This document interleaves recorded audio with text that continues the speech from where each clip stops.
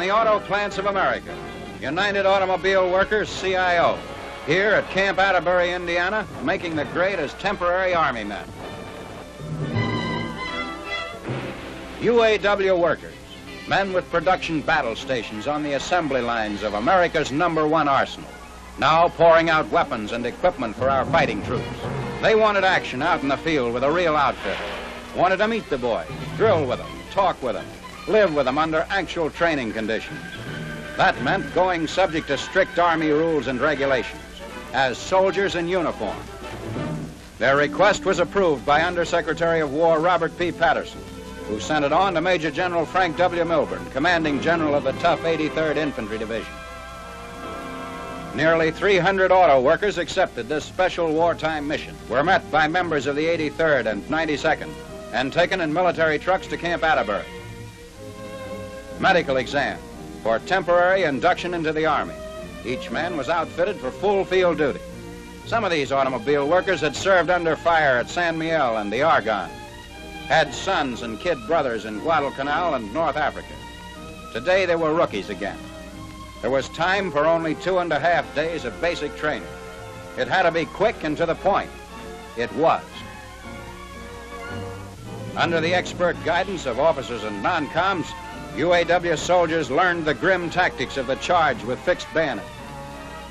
Precision marksmanship. Bad medicine for Japs and Nazis when American fingers pull the trigger. Not easy crossing a swinging bridge like this on the double. Dodging blasts of dynamite. Americans like to play fair, give the other fellow a chance. But that's not the way the game is being played by the boys on the Axis team. On the front, it's done with knives and brass knuckles and no holds barred. But this is the general idea. UAW doughboys didn't duck out on camp etiquette. They learned the GI fold for a blanket, manicured the chow china,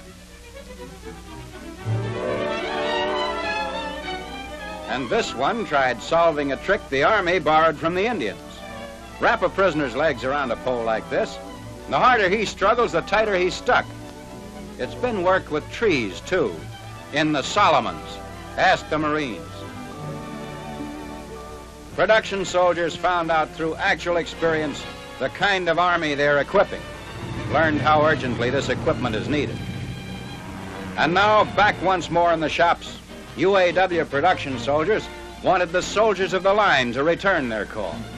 Get a behind-the-scenes view of the Detroit arsenal, where tanks and tank destroyers, jeeps and trucks and half-tracks, planes and guns and ammunition are rolling off America's greatest assembly line. Yes, and to see that the words "made in Detroit" mean made for victory. Permission to visit the converted auto plants as guests of the United Automobile Workers was granted to 80 non-commissioned officers from Camp Atterbury. With their former camp buddies as guides, they set out for a look-see. General Lee tanks, the deadly fast M5s that kept Rommel on the run, taking the place of Cadillacs that used to come off this line. Look 'em over. The same M5s showing their speed on the proving ground.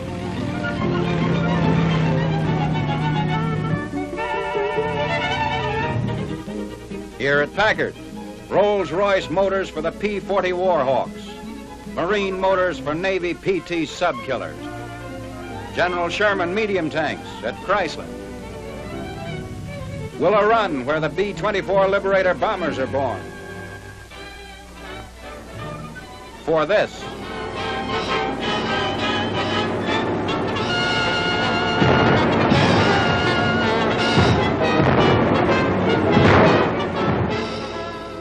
and this.